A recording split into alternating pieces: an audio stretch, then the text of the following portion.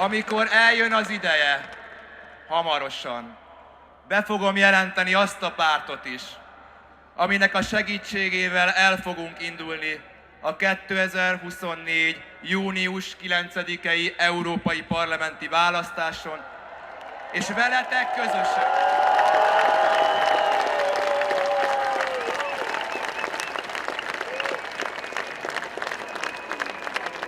veletek közösen olyan eredményt fogunk elérni, ami az első szög lesz a NER koporsójában.